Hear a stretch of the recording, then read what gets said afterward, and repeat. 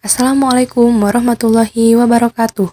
Perkenalkan, kami dari kelompok 4 mata kuliah Analisis Kesulitan Menulis akan memaparkan materi mengenai kesulitan unsur kohesi dalam menulis. Materi kali ini akan dipaparkan oleh Adesti Iryas Kusuma Astuti NPM 1650300065, Vio Febriansah Yusuf NPM 1850300048, Hasna Raihan Kamilah NPM 1850300051, dan Fitra Noviandara NPM 1850300055. Selamat menyaksikan. Bismillahirrahmanirrahim. Assalamualaikum warahmatullahi wabarakatuh. Perkenalkan, nama saya Vio Febriansah Yusuf NPM 1850300048. Di sini saya akan menjelaskan tentang pengertian kohesi. Kohesi menurut Kamus Besar Bahasa Indonesia adalah keterkaitan antar unsur dalam struktur sintaksis atau struktur wacana yang ditandai antara lain dengan konjungsi, penyulihan, pengulangan, dan pelepasan. Sedangkan menurut beberapa ahli, yang pertama dari Tarigan, kohesi merupakan aspek bentuk yang mengacu kepada aspek formal bahasa, yakni bagaimana proposisi-proposisi berhubungan satu sama lainnya untuk membentuk suatu teks. Sedangkan menurut Haliday dan Hasan, konsep kohesi ialah semantik atau memungkinkan terjalinnya keteraturan hubungan semantik atau makna antar unsur-unsur dalam wacana.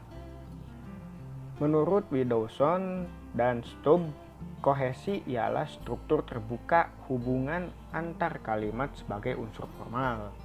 Masih senada dengan itu, menurut Brown dan Yule, kohesi berasal dari potensi mekanisme linguistik, leksikal, dan gramatikal untuk membangun hubungan internal antara bagian-bagian teks.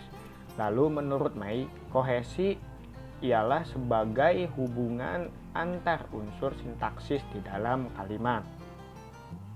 Jadi, dapat disimpulkan bahwa kohesi ialah keterpaduan antar unsur leksikal dan gramatikal dalam sebuah wacana sehingga menghasilkan wacana yang baik secara gramatikal maupun leksikal. Lebih lanjut, Haliday dan Hasan membagi kohesi menjadi dua bagian. Yang pertama yaitu ada kohesi gramatikal dan kohesi leksikal. Untuk kohesi gramatikal terbagi lagi menjadi 4, yaitu ada konjungsi, referensi, substitusi, dan elipsi. Lalu untuk kohesi leksikal terbagi menjadi 2, yaitu yang pertama ada reiterasi atau pengulangan, lalu yang kedua yaitu ada kolokasi. Untuk penjelasan dari ke-6 dari pembagian tersebut akan dijelaskan oleh pemateri selanjutnya. Contoh kohesi. Yang pertama itu ada Pak Guru menguasai bahasa Jerman dan Inggris. Bahasa itu dikuasai dengan baik. Kalimat tersebut menjadi kohesi sebagai akibat adanya pergantian menggunakan kata itu dengan referennya bahasa Jerman dan Inggris. Untuk contoh kedua, Ayah dan ibu sudah berangkat, Mir. Mereka menggunakan mobil paman. Kata mereka pada kalimat tersebut merujuk kepada kata ayah dan ibu. Wacana tersebut dikatakan kohesi karena adanya keterkaitan antar unsur di dalam wacana tersebut. Sekian materi yang bisa saya sampaikan, kurang lebihnya mohon maaf. Wassalamualaikum warahmatullahi wabarakatuh. Assalamualaikum warahmatullahi wabarakatuh. Nama saya Hasna Raihan Kamilah, NPM 18503051. Di sini saya akan membahas tentang prinsip kohesi. Seperti yang sudah kita ketahui, kohesi adalah keterkaitan antar unsur dalam struktur sintaksis atau struktur wacana yang ditandai antara lain dengan konjungsi, pengulangan, penyulihan, dan pelesapan. Menurut Haliday dan Hasan dalam Tarigan, penanda yang digunakan untuk mencapai kekohesifan wacana ialah sebagai berikut. Yang pertama ada pronomina, ada substitusi, ada elipsis, konjungsi, dan juga leksikal. Yang pertama ada pronomina. Pronomina disebut juga kata ganti. Dalam bahasa Indonesia, kata ganti terdiri dari kata ganti diri, kata ganti petunjuk, kata ganti penanya, kata ganti penghubung, dan kata ganti tak tentu. Yang pertama ada kata ganti diri. Dalam bahasa Indonesia meliputi kata saya, aku, kami, kita, engkau, kau, kalian, Anda, dia, dan mereka. Lalu ada kata ganti petunjuk. Dalam bahasa Indonesia, kata ganti petunjuk meliputi kata ini, itu, sini, sana, di sini, di sana, ke sana, ke sini. Lalu ada kata ganti penanya. Dalam bahasa Indonesia, kata ganti penanya ini meliputi kata apa, siapa, dan mana. Selanjutnya ada kata ganti penghubung. Kata ganti penghubung hanya ada satu, yaitu yang. Lalu ada kata ganti tak tentu. Dalam bahasa Indonesia, kata ganti tak tentu ini meliputi kata siapa-siapa, masing-masing, sesuatu, seseorang, dan juga para. Selanjutnya ada substitusi. Substitusi merupakan hubungan gramatikal lebih bersifat hubungan kata dan makna. Substitusi dalam bahasa Indonesia dapat bersifat nominal, verbal, klausal, atau campuran. Misalnya, kata satu, sama, seperti itu, sedemikian rupa, demikian pula, melakukan hal yang sama. Lalu, ada elipsis. Elipsis ialah peniadaan kata atau satuan lain yang wujud asalnya dapat diramalkan dari konteks luar bahasa. Elipsis juga dapat dikatakan pergantian nol atau zero. Jadi, elipsis adalah sesuatu yang ada tetapi tidak diucapkan dan tidak dituliskan. Selanjutnya ada konjungsi. Konjungsi digunakan untuk menghubungkan kata dengan kata, frasa dengan frasa, klausa dengan klausa, atau paragraf dengan paragraf. Konjungsi dalam bahasa Indonesia dikelompokkan menjadi 6. Yang pertama ada konjungsi adversatif. Konjungsi adversatif adalah kata penghubung dalam sebuah kalimat, contohnya kata tetapi dan namun. Lalu ada konjungsi kausal. Konjungsi kausal ini adalah kata penghubung yang menunjukkan sebab akibat, contoh katanya itu sebab dan karena. Lalu ada konjungsi koordinatif. Konjungsi koordinatif adalah kata penghubung yang menghubungkan kata yang statusnya sama. Contoh katanya yaitu dan, atau, dan tetapi. Lalu ada konjungsi korelatif. Konjungsi korelatif adalah kata penghubung yang menghubungkan dua unsur kalimat yang memiliki unsur setara. Contoh katanya yaitu entah, baik, dan maupun. Lalu ada konjungsi subordinatif. Konjungsi subordinatif ini adalah kata penghubung yang menghubungkan anak kalimat dan induk kalimat. Contoh katanya yaitu meskipun, kalau, dan bahwa. Lalu ada konjungsi temporal. Konjungsi temporal ini adalah kata penghubung yang berfungsi menghubungkan dua peristiwa yang berkaitan dalam satu waktu. Misalnya, contoh katanya yaitu sebelum dan sesudah. Yang terakhir yaitu leksikal. Leksikal diperoleh dengan cara memilih kosakata yang serasi, misalnya pada pengulangan kata yang sama, pada sinonim, antonim, hiponim, kolokasi, dan ekuivalen. Ada beberapa cara untuk mencapai aspek leksikal kohesi yang antara lain pengulangan kata yang sama. Contohnya kata pemuda-pemuda, anak-anak, ibu-ibu, bapak-bapak, dan lain-lain. Lalu yang kedua ada sinonim atau persamaan kata. Misalnya kata pahlawan dengan pejuang. Lalu ada antonim yaitu putra dan putri. Lalu ada hiponim, misalnya kata angkutan darat mencakup kereta api, bis, dan mobil. Lalu ada kolokasi. Kolokasi yaitu buku, koran, majalah termasuk kepada media massa. Lalu ada ekuivalensi. Contohnya kata belajar, mengajar, pelajar, dan pengajaran. Sekian materi yang dapat saya sampaikan. Terima kasih, mohon maaf bila ada kesalahan. Assalamualaikum warahmatullahi wabarakatuh. Assalamualaikum warahmatullahi wabarakatuh. Perkenalkan, nama saya Fitra Noviandara, NPM 1850300055. Di sini saya akan melanjutkan memaparkan materi mengenai alat kohesi, dan yang saya akan menjelaskan mengenai substitusi dan elipsis. Menurut Mulyana, dalam bukunya tahun 2005 halaman 28, Substitusi atau penggantian adalah proses dan hasil penggantian unsur bahasa oleh unsur lain dalam satuan yang lebih besar. Sejalan dengan pendapat Mulyana, Kreda Laksana menyebutkan penggantian dilakukan untuk memperoleh unsur pembeda atau menjelaskan struktur tertentu.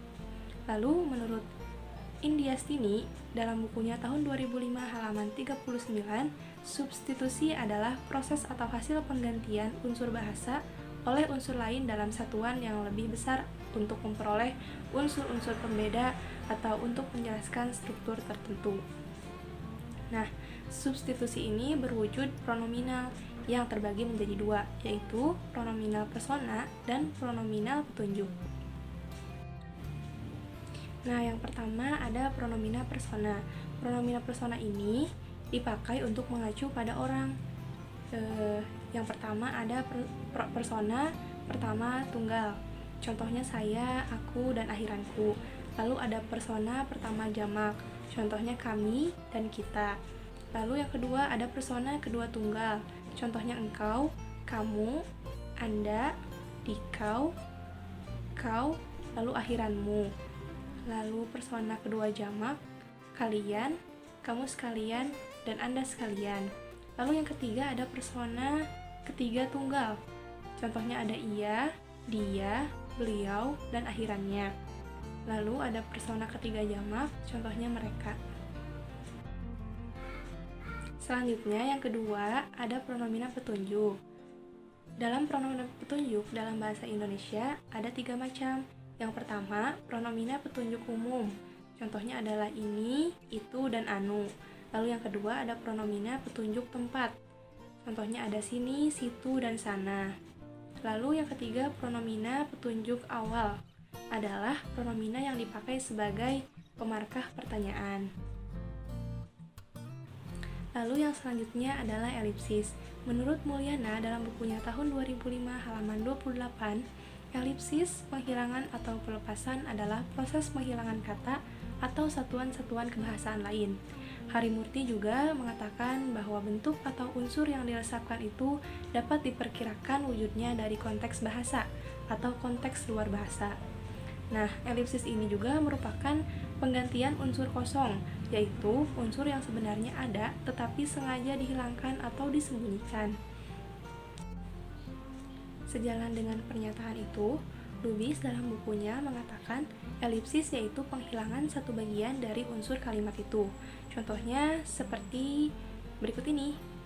Yang pertama, kami berangkat hari ini, mereka juga.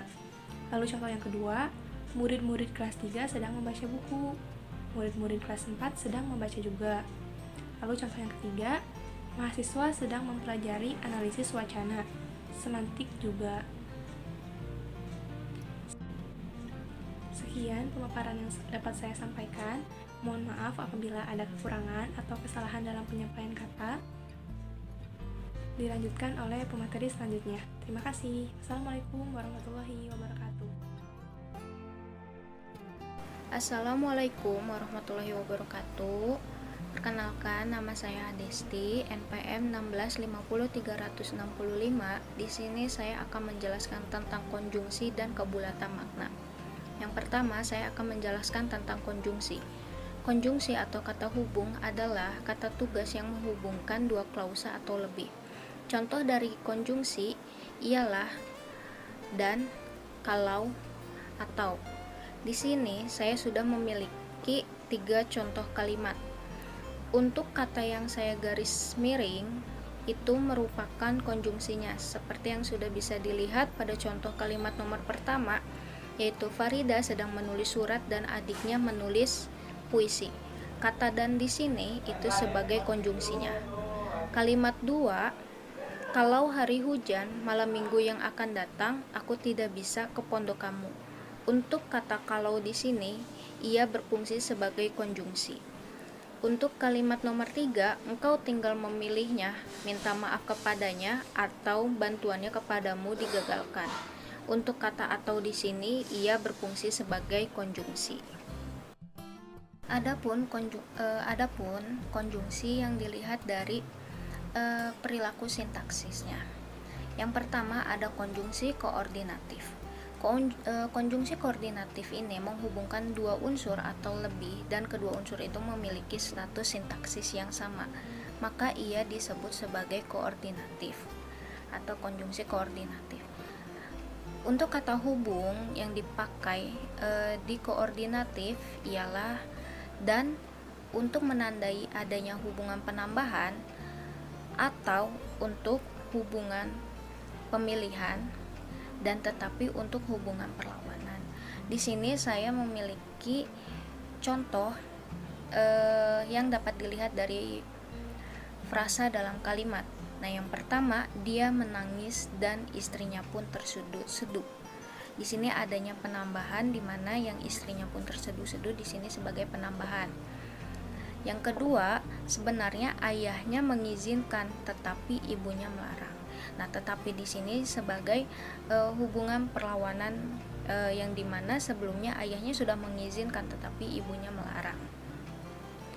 Nah, yang kedua, ia juga terdapat dalam konjungsi penghubung klausa kalimat. Nah, di sini ada contohnya, dia menangis dan menunduk. Kata kuncinya dan di sini sebagai penghubung hubungan untuk penambahan. Dan yang kedua, sebenarnya ayahnya mengizinkan tetapi minggu depan. Nah, tetapi di sini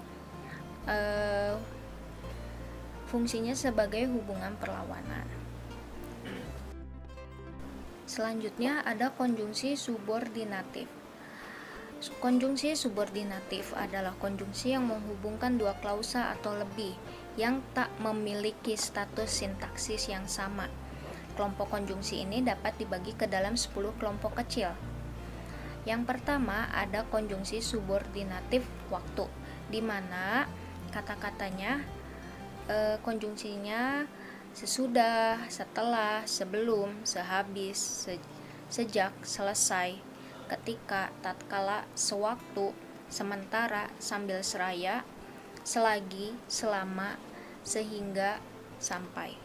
Untuk yang kedua, konjungsi subordinatif syarat, yaitu jika, kalau, jikalau, asal atau asalkan, bila, dan manakala.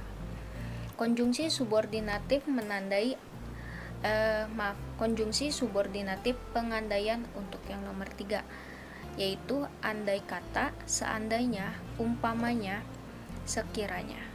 Yang keempat, subordinatif tujuan, agar, supaya, biar. Yang kelima, konjungsi subordinatif konsesif, biarpun, meskipun, sekalipun, walaupun, sesungguh pun, kendati pun. Yang keenam, ada konjungsi subordinatif pemiripan, seakan-akan, seolah-olah, sebagaimana, seperti, sebagai, laksana, dan bak. Yang ketujuh, konjungsi subordinatif penyebab, ada sebab, karena, oleh karena. Yang kedelapan, konjungsi subordinatif pengakibatan, sehingga atau hingga, sampai, untuk di awal kalimat atau di akhir sampainya, maka atau makanya. Yang kesembilan ada konjungsi subordinatif penjelasan, yaitu bahwa.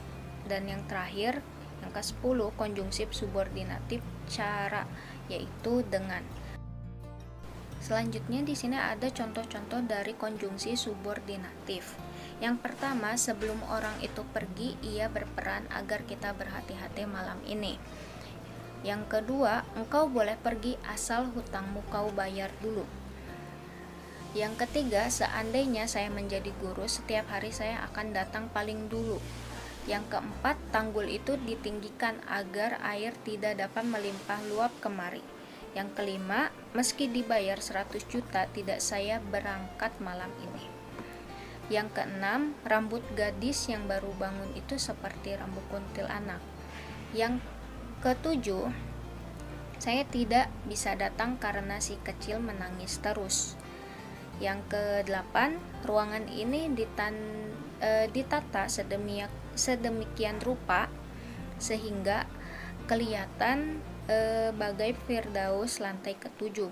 Yang ke-9, Muchtar menegaskan bahwa Indonesia tidak akan mengampuni teroris. Yang terakhir, Elias Pikal mendesak musuh dengan tangan kirinya melayang terlebih dahulu. Di contoh pemakaian kalimat di sini sudah saya tandai dengan dengan huruf yang dimiringkan, itu sebagai konjungsinya. Selanjutnya ada konjungsi korelatif. Konjungsi korelatif adalah konjungsi yang menghubungkan dua kata, frasa atau klausa, dan kedua unsur itu memiliki status sintaksis yang sama. Bentuk konjungsi ini terbelah. Maksudnya unsur yang satu dipisahkan oleh salah satu kata, frasa atau klausa yang dihubungkan. Di sini saya sudah memiliki contohnya. Konjungsi di sini ada baik itu sebagai konjungsi dan donoknya sebagai pemisah, maupun di sini sebagai konjungsi, dan kasino tidak pernah gagal mengocok perut orang. Nah, kata donok di sini itu sebagai pemisah antara konjungsi satu dan yang lainnya. Yang kedua, kalimatnya tidak hanya kita dituntut untuk membayar setoran, tetapi kita juga harus melunasi hutang-hutang lama. Kalimat kita tuntut untuk membayar setoran di sini sebagai pemisah antara konjungsi yang tidak hanya dan tetapi. Yang ketiga, mobil itu larinya demikian secepat sehingga sulit dipotret. Nah, kata secepat di sini, secepatnya di sini itu sebagai pemisah antara konjungsi yang satu dengan yang lainnya. Selanjutnya ada konjungsi antar kalimat.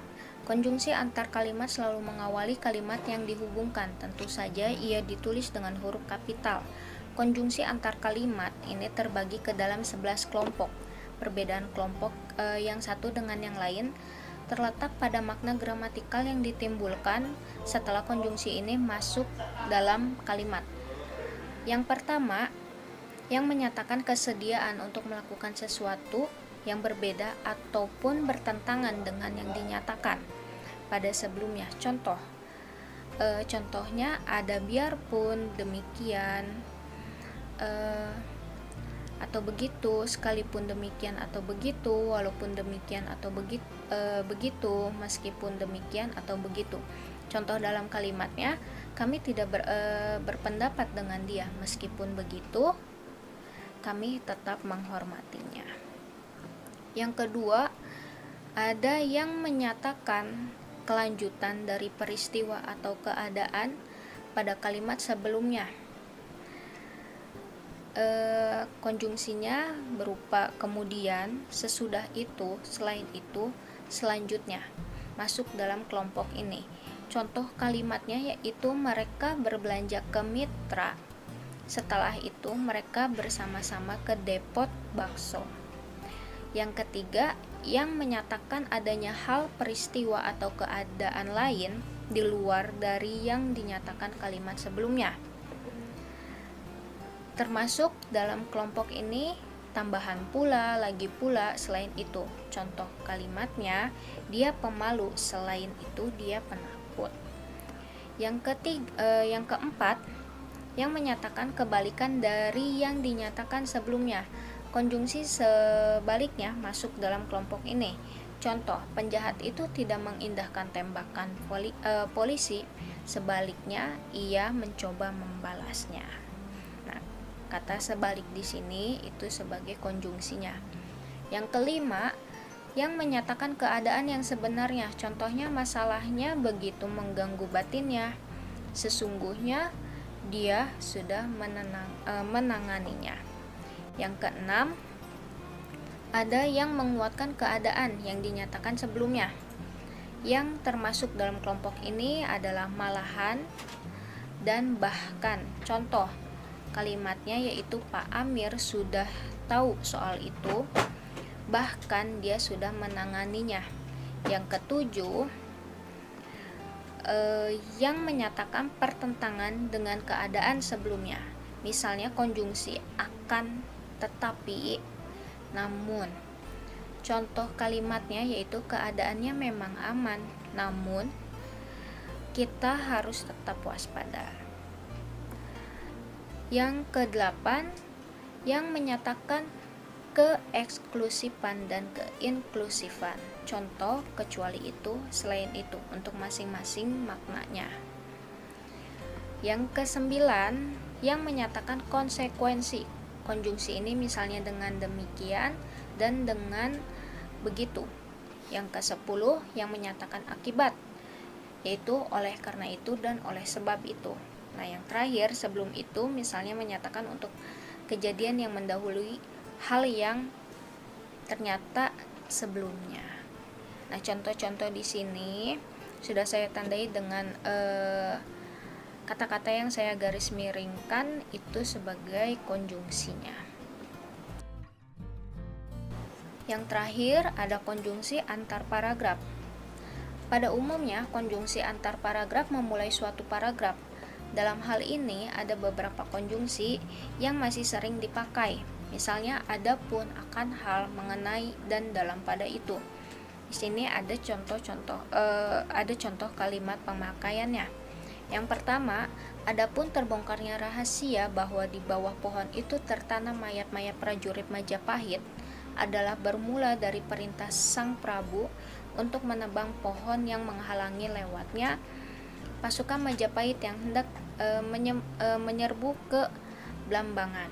Nah, yang kedua, mengenai pernyataan Herman yang ingin berhadapan dengan regu basket SMA Satria, semua anak kelas 3 agak terkejut. Mengapa? Sebab selanjutnya yang ketiga, dalam pada itu tenda kelompok Fitri telah berdiri dengan kokoh, sementara Amir dan kawannya terlihat repot mencari peralatannya. Berbeda dengan yang di atas, konjungsi al-kisah, arkian, syah, dan sebermula umumnya hanya terdapat dalam karya-karya sastra lama. Seperti contoh berikut.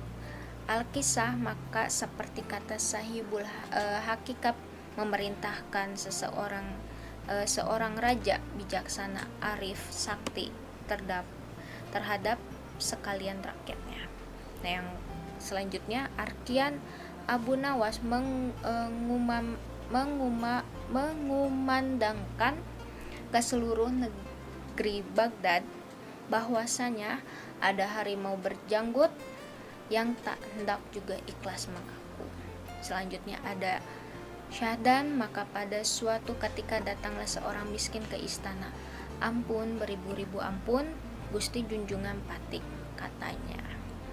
Yang terakhir ada sebermula pada zaman sebelum segala benda di dunia ini diciptakan oleh Allah Subhanahu wa taala, hiduplah seorang bertapa dengan sekalian murid-muridnya di puncak gunung nan indah itu. Nah, kata-kata konjungsi di sini sudah saya tandai dengan dimiringkan. Selanjutnya saya akan menjelaskan tentang kebulatan makna.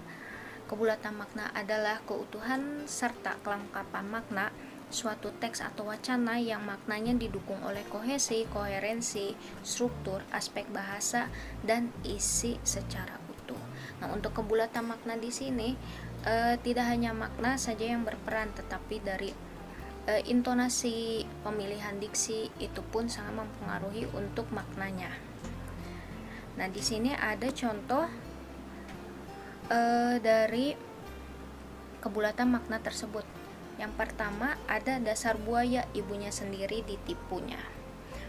Dan di sini sudah ada penjelasannya. Oleh karena itu kita baru dapat menentukan makna sebuah kata apabila kata itu sudah berada dalam konteks kalimatnya. Makna sebuah kalimat baru dapat ditentukan apabila kalimat itu berada di dalam teks wacananya atau konteksnya situasi. Nah, di sini sudah ada konteksnya, di mana orang ini buaya. Nah, buaya di sini maknanya dia bukan binatang buaya, tetapi sifatnya yang suka menipu sampai dia tega untuk menipu ibunya sendiri. Nah, contoh seorang setelah adapun contoh yang lain di mana ada seorang orang tua atau seorang ibu yang memeriksa buku rapot anaknya dan melihat angka-angka atau nilai-nilai anaknya kebanyakan merah. Dan si ibu itu berkata, "Rapotmu bagus sekali, Nak." Nah, makna di sini, kebulatan makna di sini belum tentu si ibu ini memuji anaknya. Bisa saja dia menegur atau secara tidak langsung mengejeknya. Karena di sini kita bisa lihat intonasi yang digunakan oleh orang itu seperti apa, dan itu bisa menentukan maknanya itu untuk memujikah atau untuk mengejekkah. Sekian materi dari saya, mohon maaf jika banyak kekurangan dan kurang dipahami. Assalamualaikum warahmatullahi wabarakatuh.